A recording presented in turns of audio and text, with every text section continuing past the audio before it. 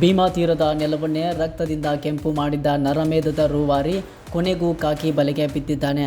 ಹೌದು, ವಿಜಯಪುರ ಜಿಲ್ಲೆಯ ಚಡಚಣ ತಾಲೂಕಿನ ಗೋವಿಂದಪುರ ಗ್ರಾಮದ ಜಮೀನೊಂದರಲ್ಲಿ ಕಳೆದ ಮೇ 29ರಂದು ನಿರಾಳೆ ಕುಟುಂಬದ 5 ಸೇರಿದಂತೆ ಒಟ್ಟು 6 ಜನರನ್ನು ಅಮಾನುಷವಾಗಿ ಹತ್ಯೆ ಮಾಡಲಾಗಿತ್ತು.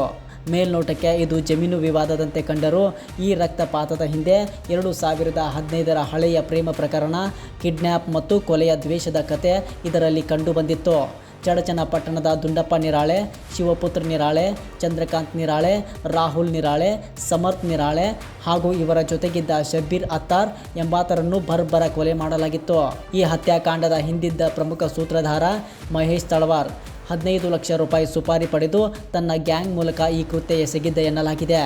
ಪ್ರಕರಣದ ಬಳಿಕ ತಲೆಮರೆಸಿಕೊಂಡಿದ್ದ ಮಹೇಶ್ ಕಳೆದ 23 ದಿನಗಳಿಂದ ಪೊಲೀಸರ ಕಣ್ಣಿಗೆ ಮಣ್ಣೆರಚಿ ಓಡಾಡುತ್ತಿದ್ದ.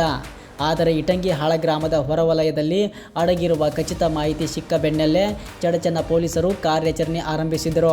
ಇನ್ನು ಆರೋಪಿಯನ್ನು ಬಂಧಿಸಲು ಪೊಲೀಸರು ಮುಂದಾಗುತ್ತಿದ್ದಂತೆಯೇ ಪರಿಸ್ಥಿತಿ ಹೈಡ್ರಾಮಕ್ಕೆ ತಿರುಗಿತ್ತು. ತಪ್ಪಿಸಿಕೊಳ್ಳುವ ಉದ್ದೇಶದಿಂದ ಮಹೇಶ್ ತಳವಾರ್ ಪೊಲೀಸರ ಮೇಲೆಯೇ ಕಲ್ಲು ತೂರಿ ಹಲ್ಲೆ ನಡೆಸಿದ್ದಾನೆ. ಈ ವೇಳೆ ಪೊಲೀಸ್ ಸಿಬ್ಬಂದಿಗಳಾದ ಶೇಖರ್ ಪವಾರ್ ಹಾಗೂ ವಿಜಯಕುಮಾರ್ ಬಣಸೋಡೆ ಗಾಯಗೊಂಡಿದ್ದಾರೆ. ಪರಿಸ್ಥಿತಿ ನಿಯಂತ್ರಣ ತಪ್ಪುವ ಹಂತ ತಲುಪುತ್ತಿದ್ದಂತೆ ಚಡಚಣ ಸಿಪಿಐ ಪರಶುರಾಮ್ ಮಣಗುಳಿ ಎಚ್ಚರಿಕೆಯ ಕ್ರಮವಾಗಿ 2 ಸುತ್ತು ಗಾಳಿಯಲ್ಲಿ ಗುಂಡು ಹಾರಿಸಿದ್ದಾರೆ. ಆಗ ಆರೋಪಿ ಕಲ್ಲಿನಿಂದ ಹೊಡೆಯಲು ಮುಂದಾದಾಗ ಆರೋಪಿಯ ಬಲಗಾಲಿಗೆ ಗುಂಡು ಹಾರಿಸಿದ್ದಾರೆ. ಗುಂಡೇಟಿಗೆ ನೆಲಕ್ಕುರುಳಿದ ಮಹೇಶ್ ತಳವಾರ್ನನ್ನು ಪೊಲೀಸರು ವಶಕ್ಕೆ ಪಡೆದು ವಿಜಯಪುರ ಜಿಲ್ಲಾ ಆಸ್ಪತ್ರೆಗೆ ದಾಖಲಿಸಿದ್ದಾರೆ. ಸದ್ಯ ಗಾಯಗೊಂಡ ಆರೋಪಿ ಹಾಗೂ 2 ಪೊಲೀಸ್ ಸಿಬ್ಬಂದಿಗೆ ವಿಜಯಪುರ ಜಿಲ್ಲಾ ಆಸ್ಪತ್ರೆಯಲ್ಲಿ ಚಿಕಿತ್ಸೆ ನೀಡಲಾಗುತ್ತಿದೆ.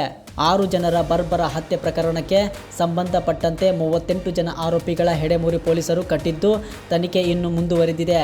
ಭೀಮಾ ತೀರದಲ್ಲಿ ರಕ್ತದೋಕುಳಿ ಹರಿಸಿದ್ದ ಸುಪಾರಿ ಕಿಲ್ಲರ್ಗೆ ಕಾಕಿ ಪಡೆ ತಮ್ಮದೇ ಶೈಲಿಯಲ್ಲಿ ಉತ್ತರ ನೀಡಿದ್ದಾರೆ. ಇಟಂಗಿಹಾಳ ಗ್ರಾಮದ ಹೊರವಲಯದಲ್ಲಿ ಘಟನಾ ಸ್ಥಳಕ್ಕೆ ಎಸ್ಪಿ ಲಕ್ಷ್ಮಣ್ ನಿಂಬರ್ಗಿ ಹಾಗೂ ಅಧಿಕಾರಿಗಳು, ಬೆರಳಚ್ಚು ತಜ್ಞರು ಭೇಟಿ ನೀಡಿ ಪರಿಶೀಲನೆ ನಡೆಸಿದರು.